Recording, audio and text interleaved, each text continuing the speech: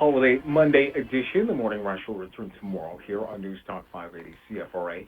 We've been hearing all weekend about skyrocketing cases of COVID-19, about 10,000 cases per day here in Ontario. Just yesterday in Ottawa, over 800 cases. So what is coming down the pipe next, I guess? Dr. Raywat Deonandan is an epidemiologist, associate professor at the University of Ottawa, and joins us on the line this morning. Good morning, doctor. Good morning. How are you this morning? I'm barely awake, but I'm here. I'm with you. Yeah, me too, if that makes you feel any better. But we're seeing, like I say, we see these 10,000 cases a day. This was in line with what, the experts were projecting back, even just a few weeks ago. So I guess, should we be concerned when we're seeing this mass amount of cases, which, could be even higher? Well, it definitely is higher, first of all. It's higher because a lot of people aren't coming in for testing. A lot of people are having mild symptoms, are not recognizing that, in fact, they're probably infected with Omicron. And a lot of people can't get tested as well. A lot of people are being confirmed positive via the rapid tests, and those aren't reported to public health. So what you're seeing as the official numbers are a woeful underestimate. And it's going to get worse. We're going to get a lot more cases. I mean, a lot more in the next few weeks. Go ahead. I was going to say, should we be concerned? That's the big question, right? And we're in unprecedented times, and it's unclear how concerned we should be. We should definitely be concerned. The question is how much. Now, we're going to see a lot of cases. The vast majority are going to be mild because of the awesome power of vaccination and because of the intrinsic nature of this variant. However, all it takes is a tiny fraction of this very large number to be hospitalized to render a genuine existential challenge to our healthcare system. So I'm a little bit concerned, yes.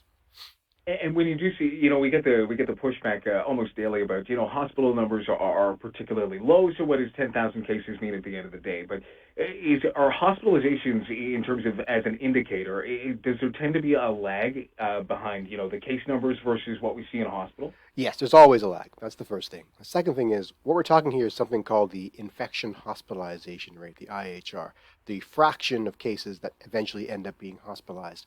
And for Omicron, it's going to be a lower number than for Delta because Omicron has a larger share of vaccinated people that it affects, and vaccinated people are less likely to be hospitalized. But again, what we have to remember is when this gets to 60,000 cases per day, as it will, frankly, then a tiny IHR will render a large number of people in the hospital. So it's going to happen. The question is, how long can we delay it and prepare for it so that we're not overwhelmed? And I guess, is there we didn't have like a hard cap last time in terms of, what the capacity could take, but is there any sense of how much further we could go? I think there's about 500 people in hospital right now. No, I don't really have those numbers at my beck and call here, but even though we have some surge capacity, we don't have a lot of capacity when it comes to healthcare workers. We're at the lowest point in years in terms of the ability of our nursing staff and physician staff and respiratory therapy staff to care for people. Luckily, Omicron seems to be affecting the lungs less commonly, so the need for ventilation and respiratory therapists might be lower than we anticipated. And I think the trick here is to really push vaccination, first of all, into as many arms as we can, so that the probability of hospitalization gets even lower, and to slow down transmission by using things like good quality masks and ventilation so that the peak of this wave is lower than it would otherwise have been. And here in Ottawa, we have seen that approach. They're ramping up boosters. They want every adult to have one by the end of January. So that's the plan here. But when it comes to testing, there has been a big issue with both demand and supply. Obviously, people want these tests, but they haven't been able to get them. Is there any, concern with people not being able to get tests who want them, considering the transmissibility of this Omicron variant? Yes, a complicated question. It's a management question more than anything else. And we have the two kinds of tests, the PCR and the rapid tests. I think we can get more rapid tests. It's a matter of buying them on the open market. I'm assuming they exist. Other countries are getting them, so we can get them too. The PCR, the rate limiting step really is the lab technicians and lab capacity to manage those tests.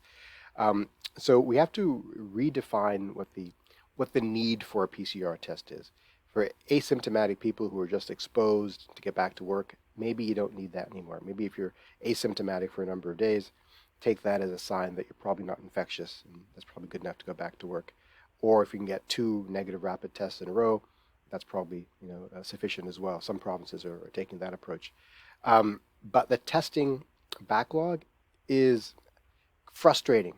It takes away an important tool in our toolbox to manage this at a systems level.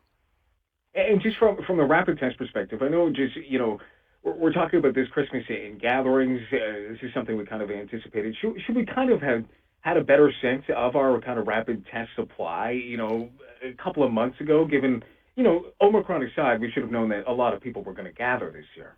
Oh, yes. I mean, look, we should have invested in rivers and rivers of rapid tests months ago. This should be a ubiquitous thing in our lives, as common as Tim Hortons cups on the sidewalk. Like if you're going to spend money on anything, spend money on rapid tests to empower the citizen to keep themselves and their loved ones safe.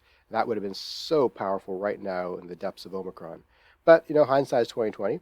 Going forward, what can we do? Well, we can try to get more of them, and we can use the ones we do have more strategically.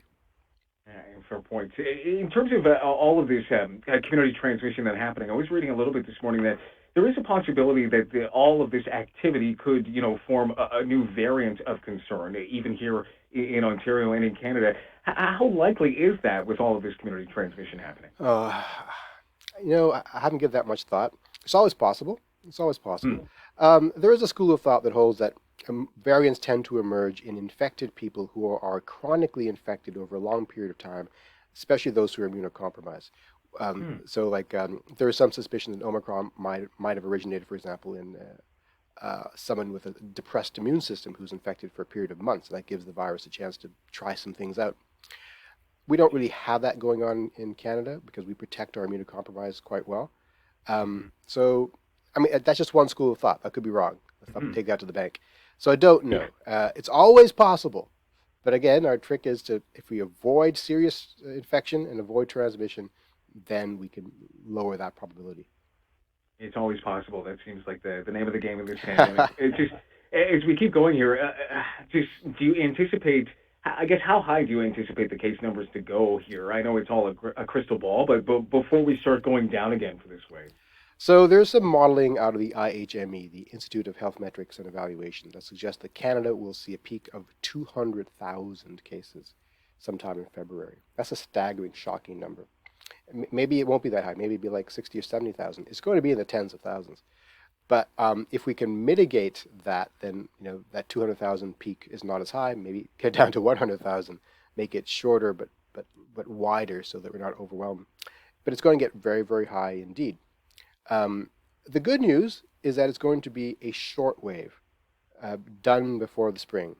And after that, there'll be so much immunity floating around, probably as a result of both vaccination and recovery, that the likelihood of further waves becomes quite small. Again, don't take that to the bank. It can happen. Yeah. But that seems to be the No. case. We don't trust epidemiologists here nowadays. No, but just in terms of moving forward, that is what's showing from South Africa as well. Is that a quicker kind of wave as well? So here's hoping, I guess, that by the spring we can get some normalcy. But we'll leave it there. Dr. Deonandan, thanks so much for your time. I really appreciate it. Thank you very much. It's Dr. Raywat Deonandan, epidemiologist, associate professor at the University of We Can Get Some Normalcy.